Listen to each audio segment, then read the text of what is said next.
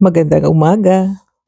Luluto ako ngayon ng beef shank, pero ito ay boneless. Ito ay matigas na parte ng meat. Makukuha ito sa upper hind legs ng baka o kaya sa forearms nito. Kaya ito ay may maraming muscle fibers. At sa pagluto nito, gagamitan natin ng pressure cooker para maging malambot ang ating meat at saka ang muscle fibers niya ay makukuha natin ang pinakamasarap na taste ng ating meat. Cut lang natin ito into 2 inches in thickness at lagyan ng salt and pepper.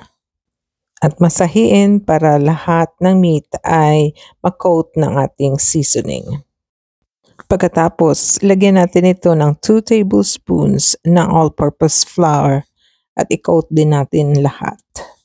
At paunti-unti din natin ito prituhin hanggang maging golden brown.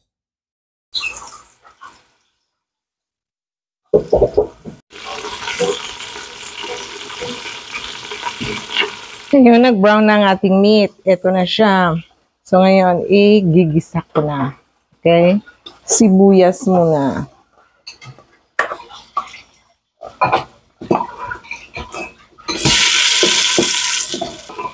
Hintayin natin na mangamoy itong ating sibuyas. Lagyan natin ng 2 chicken cubes para pandagdag lasa. At gagamitan ko ito ng pressure cooker para madali ang pagluto natin. 20 minutes lang luto na to. Dito ko ginprito, dito ko rin ginisa. Pero bawasan mo lang ang mantika. Mag-iwan ka lang ng mga 1 tablespoon na mantika para panggisa ng sibuyas mo. Pagkatapos, ilagay na natin to, ang na-brown na meat. Maliit pa kami, ako ang gumagawa ng marketing sa bahay namin. Ito palagi yung sinasabi ng mother ko. Bili ka ng shanks o ng boneless na shanks or sometimes with bones. Kasi ang may bones, may bone marrow, yan, masarap yan. Pero ito ngayon, boneless. Ang sa atin, tawag nito ay kansi.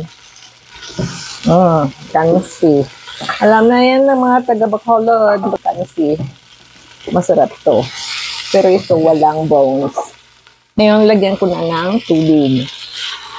At i-pressure cook for 20 minutes lang.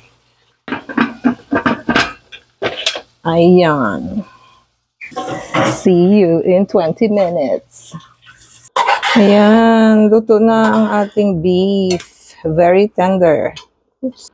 Lagay na natin ang taro root at saka carrots. And I forgot where I placed my pepper. Ay, nako. Makalimutin na ang cook. Ang kusinera na malimutin. Nasaan ka na? Ayan. Ito nakita ko na siya. Lagyan natin. Isa lang. Tapos i-adjust natin yan mamaya ang taste. Kaya tingnan. Sarap. Ilagay na natin ang mga bok choy or pechay. At huwag na natin patagalin ito.